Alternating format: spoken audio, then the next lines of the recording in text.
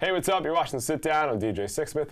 Amy Hoggart's here with us. Here she is. Person with Amy Hoggart. Nice to meet you. Nice to meet you. So this feels like an amalgamation of everything that you've done in your life in terms of the master's degree, psychology, the comedy, or blending it all together. Yeah. Get your money's worth. Yeah, I think people got their money's worth. You're helping people out. Right. How did you dream this thing up? Take me back to everything. Well, the people who made Full Frontal, the production company, and Sam Bee and the network were like, let's give you a pilot presentation, see what happens. And I just didn't know what to do. And then I was also a bit self-conscious because I thought quite a lot of late night correspondents get their own gig. And I just didn't know why my show would be any different or any better. And then I remembered that I have the psychology masters, and I was like, maybe that can be my angle. So it was more from a place of insecurity than any positive reason. But then as soon as I suggested that, everyone got excited, and I realized there was a lot of power behind that. It was something people wanted to talk about. That's really interesting that you started in a place of insecurity, and then suddenly you're powerful. I didn't say I'm powerful, no, but I appreciate you implying that I'm gonna intentionally. So yeah, I think as soon as we start talking about helping people or people's problems, everyone who was working on it with me got excited, and it relates to their own life, and we never, it just seemed like a topic that could just keep growing. Yeah, because you could really do it in any way. It's like, we're gonna make people laugh, we're gonna talk about some issues, and we're gonna unpack some bigger things here.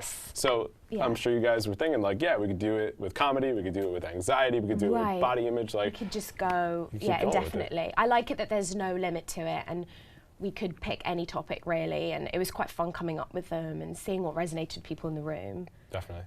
And trying to make people funny is, I think, one that hits home for everybody. I think so too. It's interesting because the way that we picked the topics was very democratic in the writing room. We were just like, we'd vote on them. We had this huge board with like hundreds of ideas, and we would vote on the ones we found more interesting. And I just took a back seat and was like, whatever people want to talk about is a good steer for what people want to see on screen. But humor, I was like, I don't know, is like, really, is that okay? Let's just do it. And then that was one of the episodes that I enjoyed making the most, because the person in it, Laura, really, it really meant a lot to her. It ended up not being as light as we thought it would be. It was a big emotional experience for her. Yeah, you really found out a lot about her life, and I think that people can connect to that, because we all have stuff going on. We all want to be better in some ways. We all want to be a little funnier too, right? 100%, and it also wasn't, I think if we just chosen a man who wasn't that funny, it would have been a really different episode, but because it was a woman, there's obviously a lot of gender biases in that area, but also she was being told all the time, you're not funny enough, and that you're not laughing enough, you're not lighthearted enough, you're not soft and feminine enough. So there was a lot of sexism within that I didn't see coming. Right, or you don't smile enough. It's just like, you need to smile, and also they're saying you need to laugh at our jokes as well. Which probably aren't that funny. 100% aren't that funny. Like, there's no choice about it. Well, the whole gender bias thing, you put that on full display with the twins, and that was a really fascinating experiment. So what was it like coming up with that, and just also seeing the reaction? Why don't you explain to people how it all went down too? So we decide to test whether there's such a thing as people. I actually spoke to an academic who's an expert on humour in a scientific way, and she was saying that people are more likely to laugh at men than women, and that just confirmed everything I thought as a comedian, or knew, I should say. So we came up with a really bad scientific study where I go into a focus group and we get lots of identical twins and split them off, and I present a whole talk about radial tires to both groups.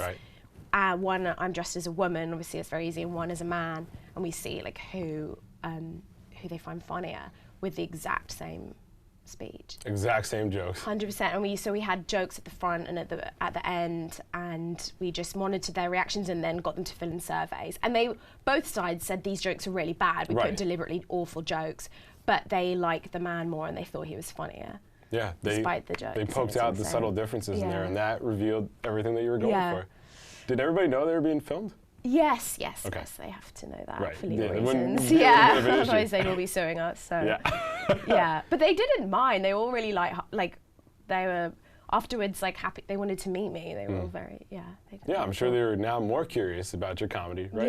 Yeah. So that's, You spend a ton of time with people too. I think just from doing comedy in general, like you're trying to make people laugh, but you're meeting all these different people. What were some of the big things you learned in general throughout this whole thing? From making the show? Yeah. I learned so much because it's a very hard show to plan and predict because you don't really know how people behave, but we thought we could make wise guesses, and actually we were nearly always wrong.